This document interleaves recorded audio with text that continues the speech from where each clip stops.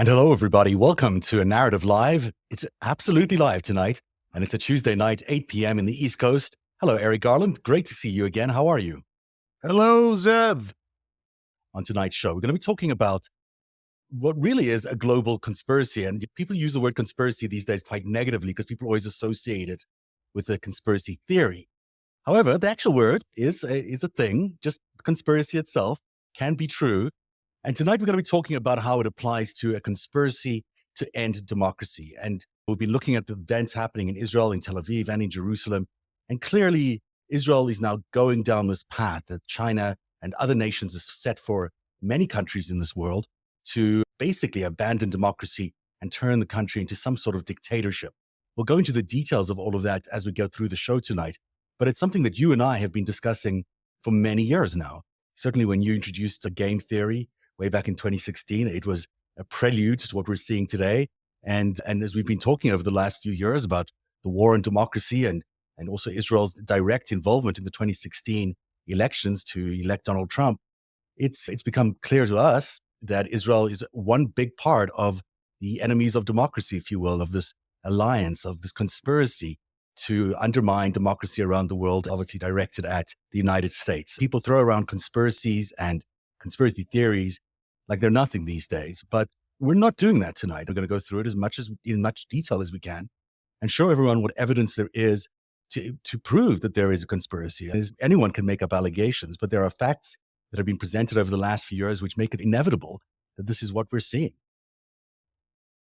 So do you have a clip handy from when you whipped out the quote from 7 November 2016 from Herzog's office? A warning from Isaac Herzog, who was then the labor leader, the opposition leader in the Israeli Knesset.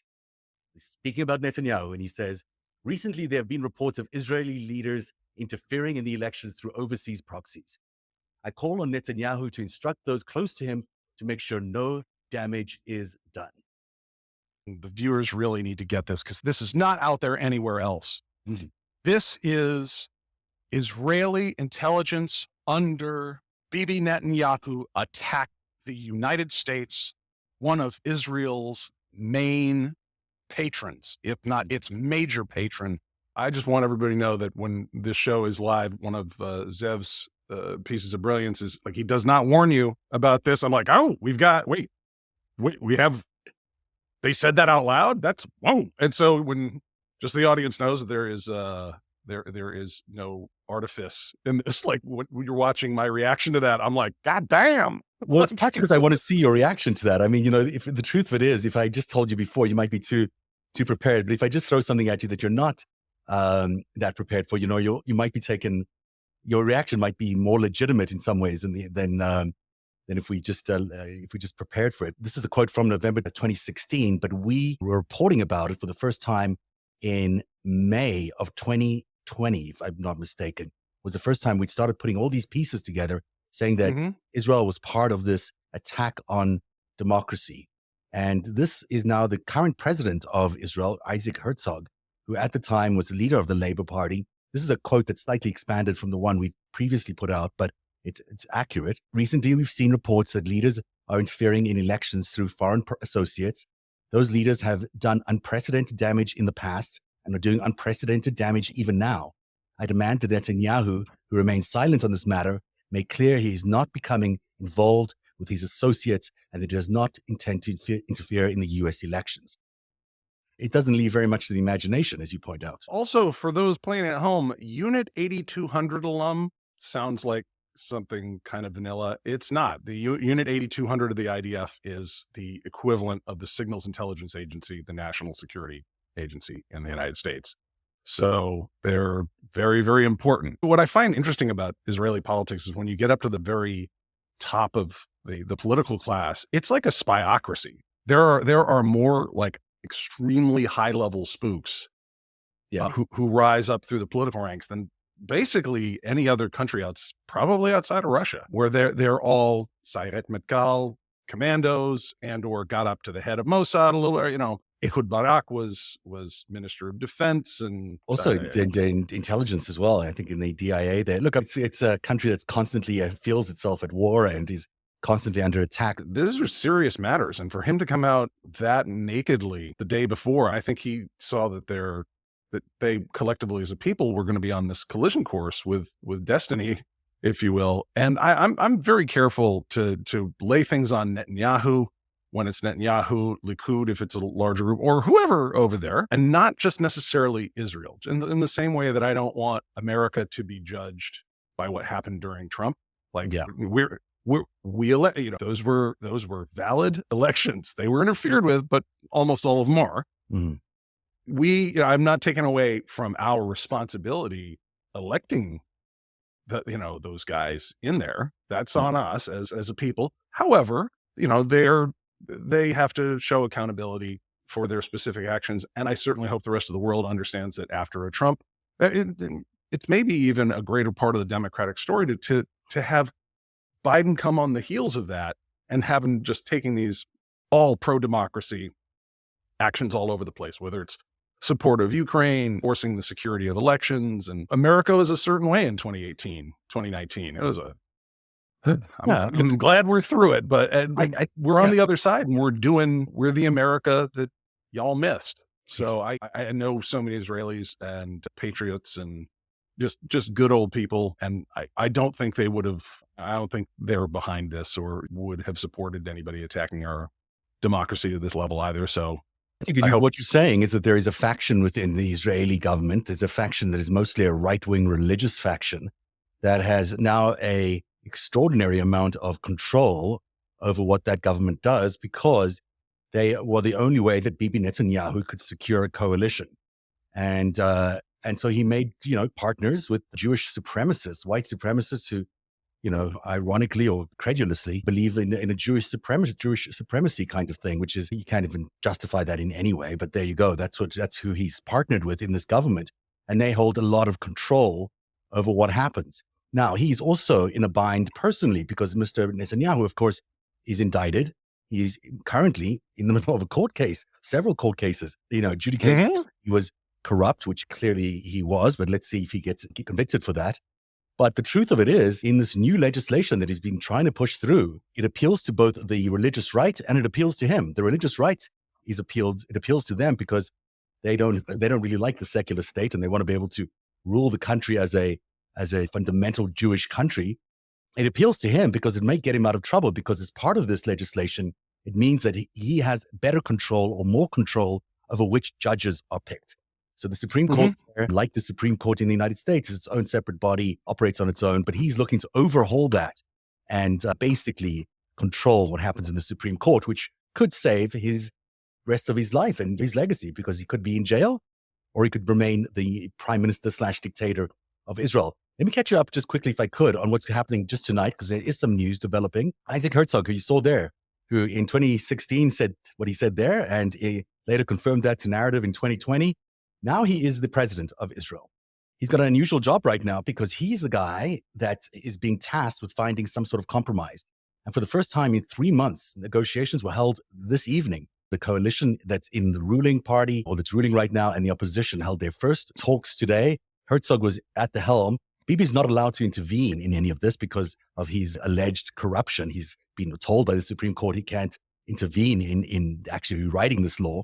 But so this is why you're seeing President Herzog, which is a welcome sight over there, as the mediator in these talks. And there'll be more talks tomorrow. So that's a fresh bit of news this evening. Also tonight, President Biden has issued quite a stern comment to Haaretz, the newspaper in Israel, saying, firstly, that Israel cannot continue down this road. And then goes on to say, like many strong supporters of Israel, I'm very concerned. I'm concerned that they get this straight. They cannot continue down this road. I've made it clear, Biden said.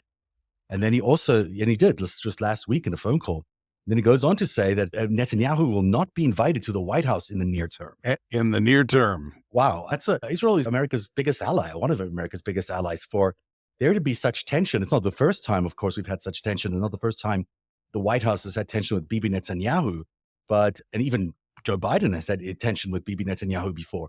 But to so publicly say he's not invited to the White House will ring through the American interest, but also the Israeli interest in Israel very, very clearly. That is a very clear statement of you're not welcome here.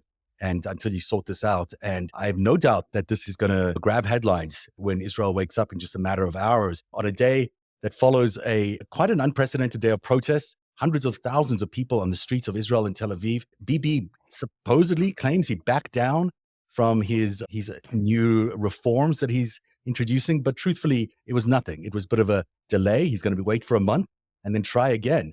And the subtext of what he did yesterday included launching, or at least approving, of a national guard, which will be run by the extreme right wing. He's a convicted felon, that guy. He's equivalent to a white supremacist, only for Jews. That's not me being outrageous about describing him. That's a very sort of consistent description of his politics. He's a religious guy. He certainly believes in the Israeli existence, but he also believes that Israel should be a Jewish state, and whatever take that what it means. So what he's trying to do now is create a national guard, which would be its own little army, a little private militia that will report directly to him, not to the police, the head of the police in Israel, which is where these national guards normally go. It's going to go directly to him, and he'll have full control. And so what he's going to do is hire a whole bunch of really radical settler types who come from the Israeli settlement areas and make them the National Guard. It's not something Israel's ever had before, but it's a very disturbing thing to have a militia like this run under perhaps the most extreme politician, or one of the most extreme politicians in Israel, whose sole mission is to crush the opposition and the protests that have been happening. So it's very troubling. This was a letter, by the way, not that you'll be able to read it, but unless you speak Hebrew, but that's a letter of Bibi. No comment. Yeah, committing. Okay, so I probably do better than me. All right, so that's what we know about what happened in the last few days. Tell me your thoughts on that, because that certainly is a lot of news that we're seeing just tonight, after a night when Bibi Netanyahu seemed to suggest that everything was fine. Let's go revisit Biden's comments there. He's not going to be coming by anytime soon. Yeah. And you've got Herzog getting the band back together. He's got Benny Gantz. He's got Yair Lapid and others. They're obviously making a plan for a post Bibi Israel. I generally like to constrain my comments about other people's domestic politics to mere analysis and not show a preference, but he's a douche, and he keeps attacking my democracy here. So I'm not gonna be sad when he goes when he crawled in bed with the Sinaloa cartel that does drugs and selling kids and stuff like that. No, Zeb, in the United States, there's been the basically pro-Likud lobby of IPAC, or APAC, I always say it wrong, has been supporting a certain line about Israel and America's support for it. And we've been constantly told, this is like the one democracy in the Middle East. These are the people that share our values. So it's been very interesting, as very clearly Bibi is a despot. He's an authoritarian. This is not a democracy. He's getting rid of the checks and balances. He's putting everyone under dictatorial type authoritarian control, which is something that's really in line with Chinese strategic plans, because they want the world safe for authoritarians, because they are authoritarians. So that's why they support in all these different countries whoever the authoritarians are. To go back to Biden here, he's like, if they cannot continue down this road, I've made that clear. That's a very strong statement. It depends on who you believe. The version of events, what happened on the phone call last week, are very different. Bibi says they were talking about Iran a lot. He said there was a little conversation about Israel remaining a democracy, but he didn't seem to think it was that strenuous a conversation, which I tend to side with what Biden's description of the event is, because Bibi's known to be a little devious and manipulative when it comes to these things. You can't even trust the spies. No. with the Sinaloa cartel anymore. I don't know. Where has the world gone to? Yeah. What have we become that we can't even trust spies that work alongside drug cartels? Look, the Biden no doubt is briefed up on what Netanyahu did during the Trump years, what he did around his election. Yeah. He's probably not a big Bibi fan. And they've been friends for so long. It's the great thing about Joe Biden is he knows every world leader like for decades.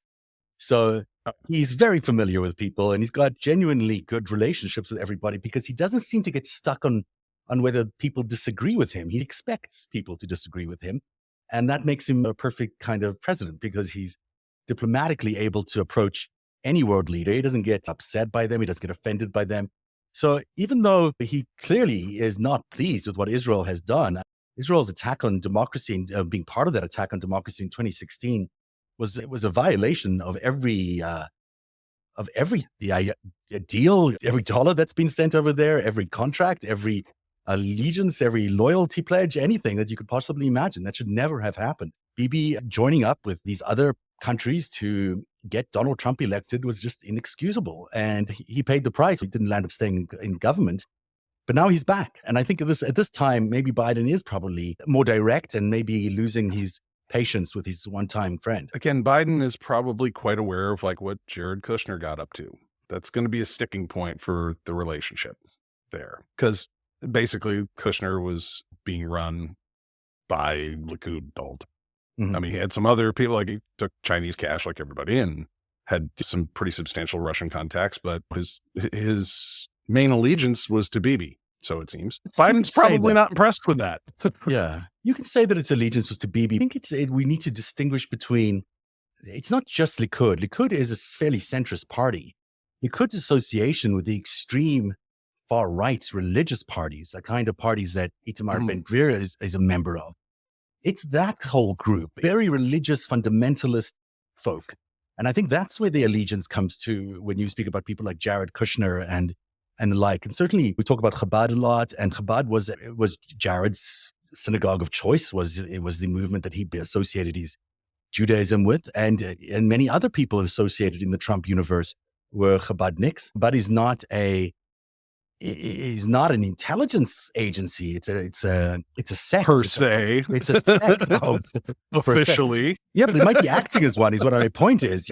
Yeah. It's history certainly to be a very old sect of Jewish religion. Some people don't even think it's really a part of Judaism, but of course it is, and it's been around and associated more with the Russian development of Judaism than the Western development of Judaism. So you've got alliances there between Putin and Chabad, which are very, very strong, and certainly explain the dynamic we've seen between the Israelis and the Russians over the last few years, working almost as collaborators on a lot of these things. And Chabad might be some of the glue there. Chabad might be what we're seeing as the back channel, if you like, between these two countries who used to be, depending on when you look at their history, at times very hostile to each other and at times very friendly with each other. But under Putin, who's very close with the chief rabbi in Israel, who is a Chabad person, and Bibi Netanyahu, who's also surrounded by a lot of Chabad people.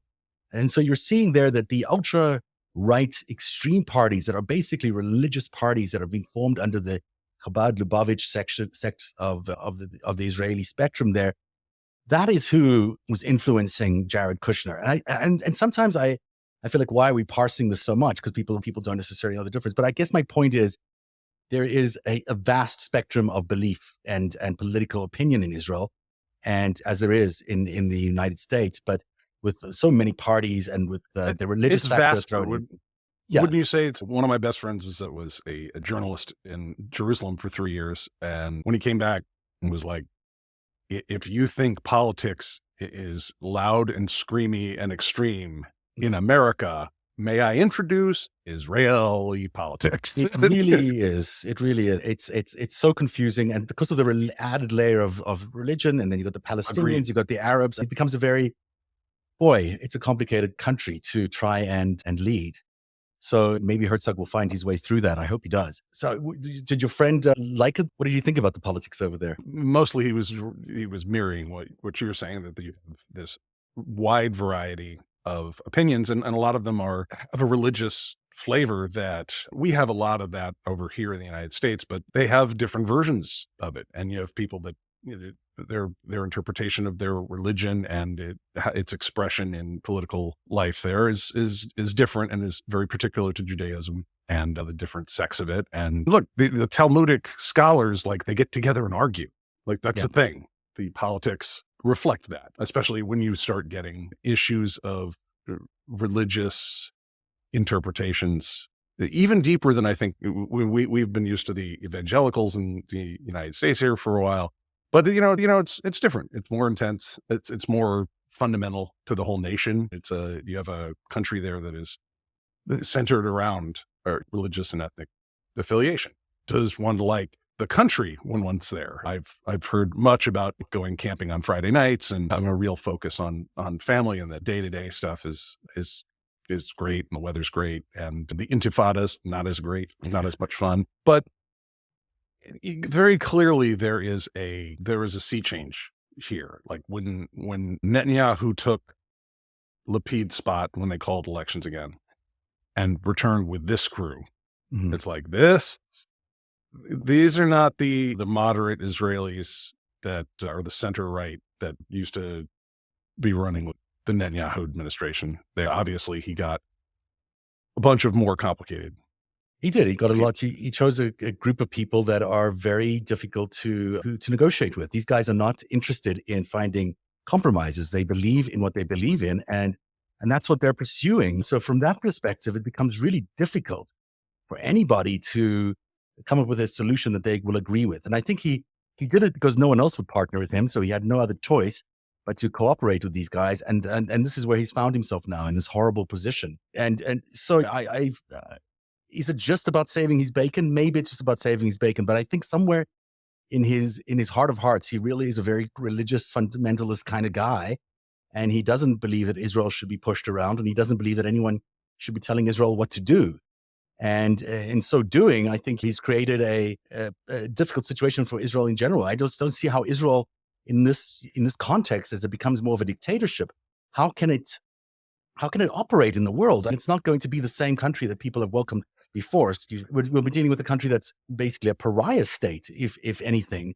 And Israel can't afford that. And it's not that they can't afford it. It's just, why would they want to do it? Israel's a very prosperous country with enormous amount of resources, and regardless of its security situation, it keeps things quite secure.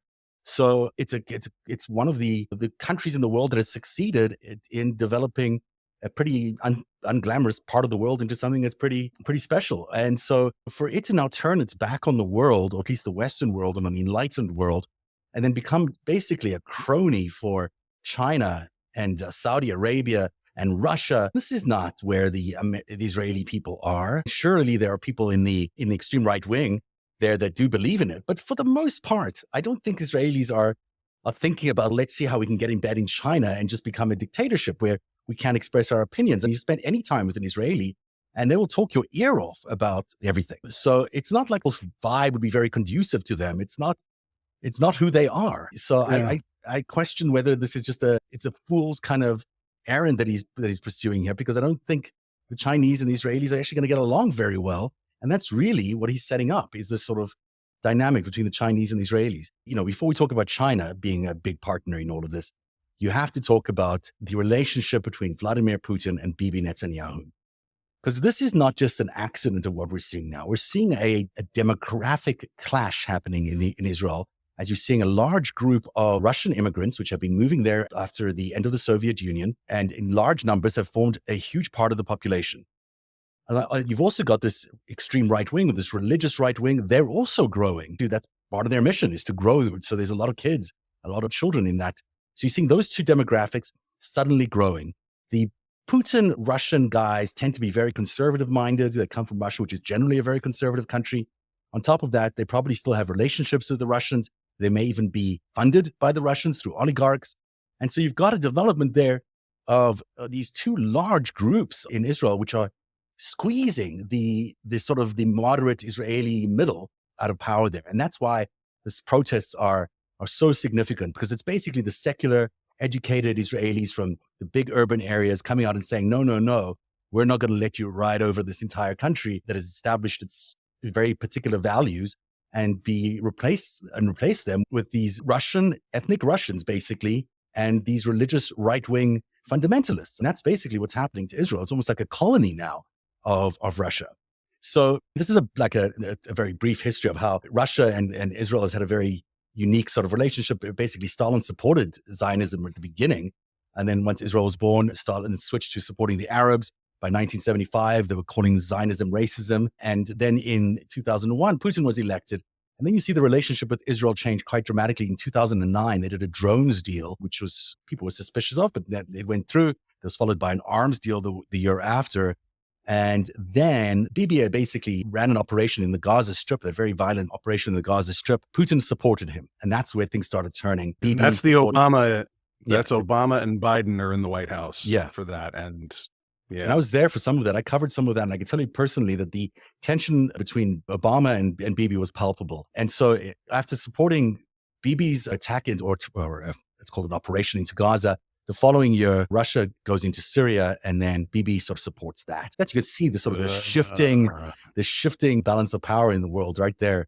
And then that ends with chemical attacks on children. Inexcusable. We're still embroiled in that. We're still there. We're still fighting. It's horrific. Now suddenly they're having 4 meetings in 1 year. 2016, the year that democracy was attacked. These 2 leaders, I don't know if anyone's officially said it. Maybe they have, but I think the evidence is clear that there was an alliance between Bibi and Putin and others, but also to attack democracy and install Donald Trump as president. And then these 4 meetings are very, very, very interesting, as is the establishment of this direct hotline, which they did in 2014, where Putin's office had a direct hotline to Bibi's home, which was encrypted and which could not be eavesdropped into. And it's clear. Analysts back then said this is a way to avoid American eavesdropping on Israeli issues. And if you're a fairly suspicious guy, I might be sometimes, I think that's where, on that hotline is probably where a lot of 2016 was concocted, as these guys were at night doing whatever they were doing in trading world powers in world territories in terms of Syria and in the Gaza Strip. And I think that's where we land up with this Red Sea alliance that happened, this Red Sea summit that was reported in the Mideast Eye. There's only one report that we have about this Red Sea summit with Nader. Remember him, George Nader? It was Bibi Netanyahu, let's call him a operative, if you don't use the other term, but certainly worked for Bibi, knew Bibi for a long time. And what you landed up there is a proposal to all these countries and others that, hey, if we all change our view on who we support, we can realign the Middle East and we can become a new unified Middle East against. But that entailed they needed to get an American president elected that would support this bid. And that American president that could support this bid was Donald Trump. And so they worked hard to get Donald Trump elected in the various ways that they did, by manipulating the data, by manipulating the population, by manipulating politicians through a large operative in what happened in Gaza and in Syria in 2014. And that's really operation. And so that's how we got to the attack on democracy. It all really has its seeds in what happened in Gaza and in Syria. This relationship over here, you can tell the expressions on these faces.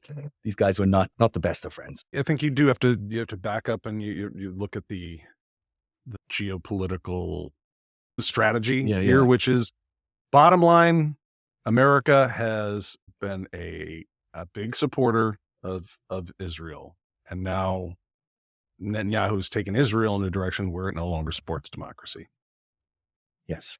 And done so in a way by changing the demographics. It's one thing saying, hey, let's move opinions, but they've actually brought in thousands of changed the dynamic. 1.3 million, this is a few years ago, 1.3 million Israelis are Russian. It's 15% of the population. That's a big chunk. And I think it was growing when I first put this together. 75% of new Israelis are Russians. And a lot of them aren't even Jewish. They get through this weird loophole that they have. So you land up with these fellas, these kind of oligarchs who have dual citizenship. So, the Viktor Vekselbergs, Roman Abramoviches, Semyon Mogilevich, Lev Levayev, Igor Kolomoisky, Mikhail Friedman, German Khan. They're Israelis, sure, they have Israeli citizenship, but they're operating as still, I think, under the direction of Russia's intelligence services, or certainly the Kremlin. These are mobsters. These are people involved in the diamond trade in Africa. We got plenty of mobsters in the United States here too. So, yeah. But Israel's been a base of operations for these guys. And when you consider Israel's, I don't believe they don't have an extradition. They don't have an extradition treaty with us, is my understanding. I don't think that's changed. Yeah, I think that's right. They don't have one because, that's where a lot of these oligarchs basically are hiding in Israel. They go there and they hide out. They know that they can't be extradited. They know that they can hide some of or launder some of their ill-gotten gains from the Russian people through the Israeli banks, which have been quite amenable to this, or through Cyprus or wherever, which is right next door. It's not a good look for Israel, certainly to have been flouting the international norms, but then to, on top of this, now have this genuine outpouring of grassroots protests demanding that the country stay to democracy.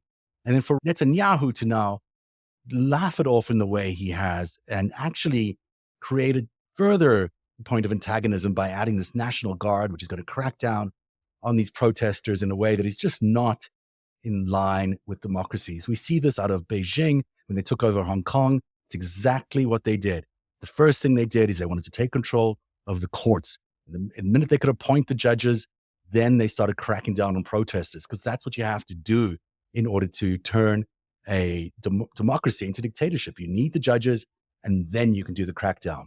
And that is basically a formula which Trump tried exactly the same thing here. And it's pro forma for these guys. And we're seeing a really sad moment if Israel turns into a dictatorship. And it's just hard to imagine. And it seems like if it goes in that direction, we're going to have to isolate the administration there. Netanyahu's actions devolve matters in the country where they are setting up this many human rights violations, because that National Guard obviously sounds like a thug squad. A religious thug squad. A religious thug squad. Where America's going to have to isolate that. It's a shame there isn't more news about this in the United States, because, again, I thought the Israeli democracy was really important to us. And it's funny. It's like, it's just you and me and a few other people talking about this. Yeah. The Israeli people have been pouring out into the streets for weeks at a time. Yeah. I'm inspired by it. These guys that's the republic. That's a democracy in action, where there's a few actors that have their own special interests, very, very special in Netanyahu's case. And you just get the masses of people who are like, nope, my Israel's a democracy. I'm not going to work. The diplomats are walking out. Yeah. That's not a thing. I think the Washington Post just started going, oh yeah, they had like 3 grandmothers out in Israel. I was like, guys, get in the game here. This is big stuff. This is a turning point for the country. For the country, I'd say it's a turning point for the world. What we're seeing now, it's hard to imagine that the entire balance of power in the world is going to be leveraged on Israel, but it could be, because Israel is such a potent player that if they do become a dictatorship, it does give the Chinese Chinese-Russian axis, let's call it, quite a collection of states that are now siding with them. And it leaves America increasingly isolated, especially in the parts of the world like the Middle East. You've already seen Xi creating some sort of new agreement between the Saudis and the Iranians. That was just a couple of weeks ago. Who would have thought that Xi would have played a role in bringing those two countries together? Xi's obviously doing 2 different things with Putin. On the outside, he's telling the world that he's going to seek peace, but on the inside, he's handing over weapons to fight the Ukrainians. The UAE, I think, is still out there. MBZ, hard to tell exactly where he's landed, but certainly in 2016, he was part of this group that attacked America. And then you've got Donald Trump still in the wings of American politics, continuing to use language which is threatening, language about World War III, language about revenge and whatever terms he was using recently. So you add all those together, and this is you add Bibi in there. Now, in the case of UAE and Saudi Arabia, these are American allies. They're no longer operating like American allies. The Saudis have stopped producing weapons, if I'm not mistaken, for the Americans, and are now only producing weapons for the Chinese. I think I just read this the other day. I don't know if it's confirmed, but we're seeing fundamental shift in how these countries operate. And so certainly if you throw Bibi into this, you can imagine how the balance of power in the world can shift just because of Israel. And that's why I think Americans need to pay really close attention to what's happening in Israel right now. And it's not one of these national protests you can just ignore. It's an international protest, because it's going to affect all of us. And the success or failure of these protesters is going to ultimately, I believe, determine how the balance of power looks like in the world, where we land up. I might be overstating that, but I certainly think it's a real possibility that Israel is the kind of player where it could tilt the entire region of the Middle East into the East, and then it becomes a very different game. And on top of that, I'll just add this because it's always interesting to throw up the trading charts. What we're seeing there is the comparison between 2000 and 2020 in terms of which countries identify themselves in the world as having China or America as their most important trading partner. And in 2000, you could see that China did not play a very big role, but in 2020, the majority of the world now views China as their number 1 trading partner. And you can see Israel there is And they're in is terrible glued. partner, They're right? terrible They are. partners, yeah. But you know, here we are. Here we are. I was just thinking of watching the graphic of those five guys there. That's the losers club. And here's where oligarchy just breaks down so much. Charles de Gaulle said, Les cimetières de France sont remplis d'hommes indispensables.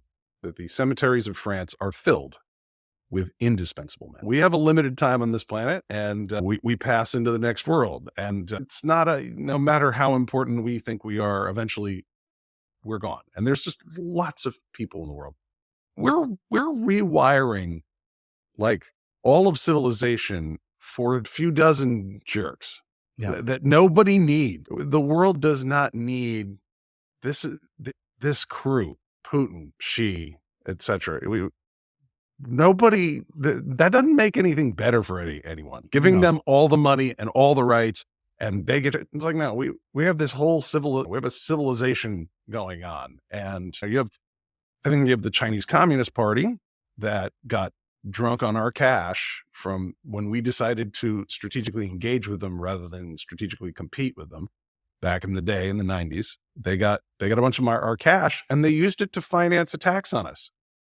Not just to finance attacks on us, to finance Donald Trump and to finance the GOP. And people forget that Sheldon Adelson, who was the owner of the Macau Sands Corporation, the Sands Global Casino Empire, he's of course now dead. But when he was alive, he donated, I think, in excess of $160 million to the GOP Donald Trump election efforts in 2016, 2018, and 2020. It's an extreme and disgusting amount of money. And let me finish this point, because it doesn't come from Israel. It doesn't come from the casinos. It comes from the casinos in Macau, which is a notorious Chinese mob hotspot where all sorts of money laundering and illegal activity takes place. And it's that money, the gambling money from Macau, the mob money of Macau, that went to fund Donald Trump, the mobster, went to fund, Putin, the mobster, and now Bibi, the mobster. And that's why this incredible bit of protest art that the Israeli protesters did with this, I don't know how they do this. It's actually very impressive that they got these posters that speak these truths to the world. And this is the image that they really wanted to go around the world. They wanted to remind people that the battle against Bibi is the battle against Putin and is the battle against Trump. It's the same battle. And we're all in it together, and we can't pick and choose when we're going to dip our toe into these things or not. There's one side or the other, basically. And it's interesting as we nudge forward on all these different prosecutions. Like Netanyahu has been indicted like 3 times already, or 4. No doubt there's more than that would be cognizable under various criminal statutes that apply to the man. That's just my guess, Okay. and I'll stick with it. Putin just caught an arrest warrant from the ICC, and Trump, let's see what's going on. Oh, they're not going to do the whole privilege thing for Pence or any of the rest of them. And they're all invited to the real prosecution run by Jack Smith, the guy who kneeled before prosecutor Zod, the guy who's took time off from running the prosecutions on black market organ sales to move up here. It's like if we're going to take one, you got to take them all. And I think that speaks to, maybe it's a coincidence this is all happening at the same time. It seems like this has been hanging in midair. I mean, we're what year is it? 2023? It's 2023. Still last. What year is it, guys? So we're over 2 years ago that Yeah. Trump, in front of God and everyone, tried to overthrow the damn country. Yeah. And I was just in DC with my kiddos this past week, and I was kind of showing them that Smithsonian and all of that. I'm like, yeah, and this is where Trump got a group together, and then they walked over there to poop in Nancy Pelosi's office. That's probably right for some criminal prosecution. Like we're pretty certain on what happened there. Like, Yeah. he's inciting a riot is illegal. End of report. And It just is, yeah. And it's interesting. Sorry, I don't want to interrupt your thought. Keep going, because I think you're on a good track here. why are we waiting? And everybody there was a big influence op on Twitter. Fire Merrick Garland. Why isn't he arresting people right now? Mhm. And that, I think, misunderstood a lot of what appears to have been going on at the U.S. Attorney's offices, where when Garland's crew came in, there are a lot of these places that would be doing the prosecutions that were crime scenes themselves. Mhm. So you just could not move that fast. Also, they had to beef up a lot of infrastructure. One of the things that actually gave me a lot of hope for what was going on is spending my ear in DC to some people who know what's really happening behind the scenes, saying, yeah, Garland here, this is two years ago or so, like, oh no, he's like upgrading the capacity to go faster. I'm like, that's interesting.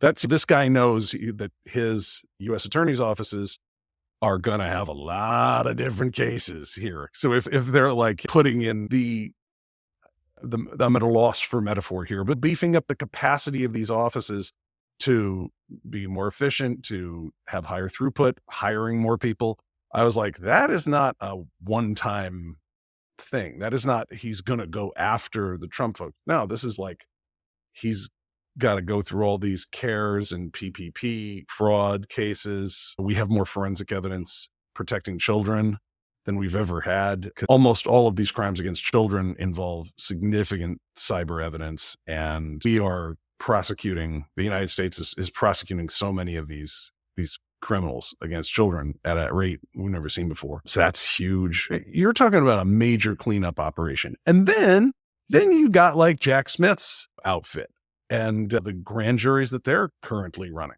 And it's not looking good for Trump. It just isn't looking good for Trump. There's no way to say that this guy's not facing some legal challenges. And as all these three leaders, as are Putin, as are Bibi, I think that is the common thread here. You've got leaders who are under criminal prosecution, who are being backed by shoddy, dirty money out of China, out of the casinos of Macau, not just out of China, but out of the casinos of Macau. It could not be any dirtier than there.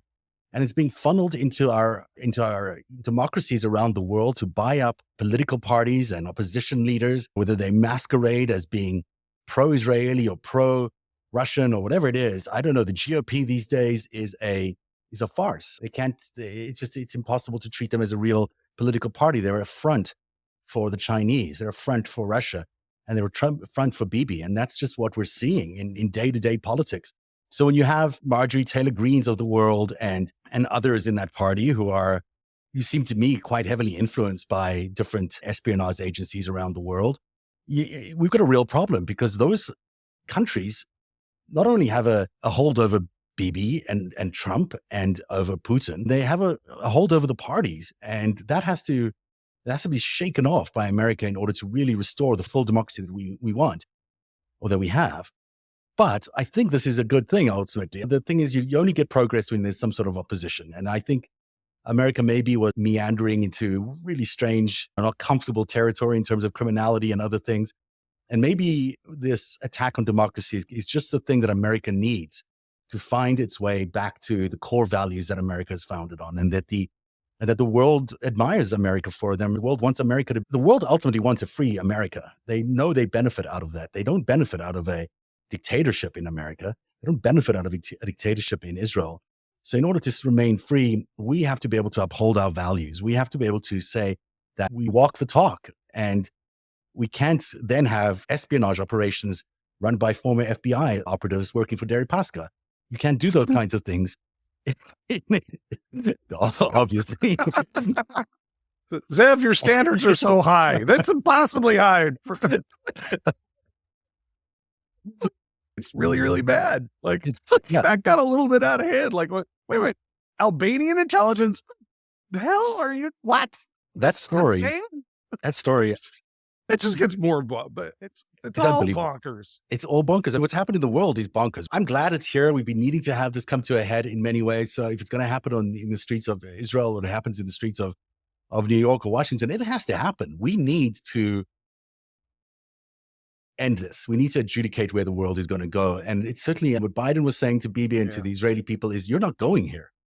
If you're going here, you're not our friends anymore. And that's just, most Israelis, I would think, are going to find that really, really obnoxious. And considering how much of Israel has gotten from America, the billions and billions of dollars, but also the continuous support, the continuous defense. A lot of those people are only alive today because of America's involvement in the Middle East. And so the country owes a lot to America, probably its entire existence to America. And so for it to be suddenly on the whim of Bibi Netanyahu and some right-wing extremists flipping the script on everybody is grotesque and not really what the country's built on, or nor what people want in that country. So Yeah, they're on the run, right? mhm. And this is what made those last few years so hard to live through. Do you remember like 2016 when all of a sudden everybody's like a Nazi all over the place? Like, the alt right and the groypers and Yeah, the whoever's. And it's like, oh yeah, man, Americans are just super into Nazism and white supremacy. And it's like, no, they're didn't not. we elect a black dude like 5 minutes ago? Like the trend was not headed in that direction because it was inorganic. It was an influence op to change the narrative that this is what America really is.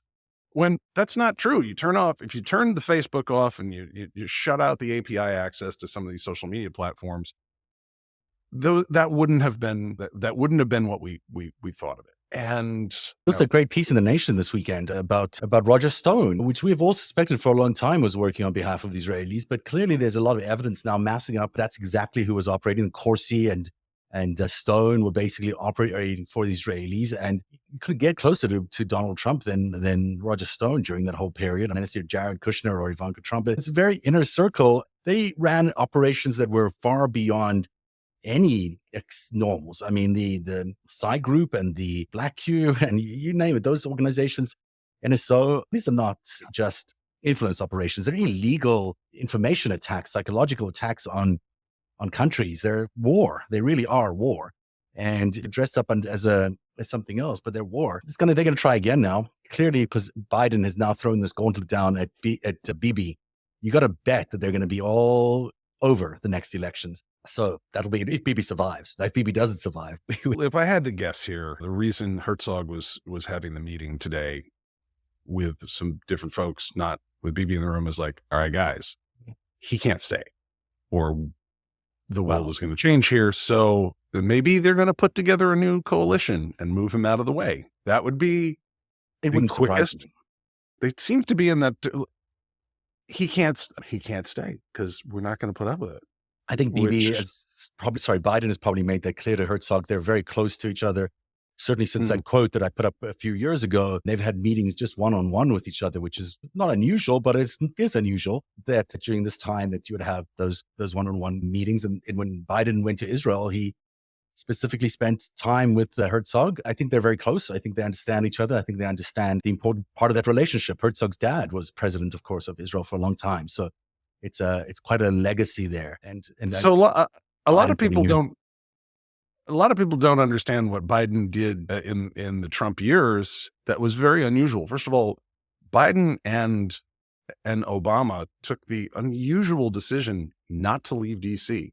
Almost always the president, when they leave the White House, they leave the Capitol. They go back to the state they're from, which I think is a lot of a deeper messaging of there's a new crew in town. We're not even gonna be around. And I think that's a good, clean transfer of power kind of thing. Biden started the Biden Center for Democracy, or Biden Penn, just next door to the White House. Yeah. And, staffed it up with his national security people, if I have the names correct, and continued talking to our allies. And he did, so yeah, he was in touch with Herzog, and he has lots of relationships there. His father, Chaim Herzog, I can't remember, I'm just looking up the years here because it is interesting. 1983 to 1993, he was the Israeli president. And so those would have coincided with Biden's big Senate years, clearly. And so I'm sure there's a relationship there that goes back to generations now. Yeah. And so you're probably right. As we look at this meeting with Isaac Herzog now and all the leaders of all the parties except Bibi Netanyahu, there'll be an attempt to come up with some sort of solution, which might see him, in fact, leave. It might be that he does get ousted again, because I don't think he's acted in good faith since he's returned, and there's no need to keep doing this because it's going to get worse at the end of the day. Certainly, the protesters in Israel need to feel like they can protest, and they need to feel like they can do so without being threatened by a National Guard, without being policed by this right-wing extremist religious organization, which will have its own militia.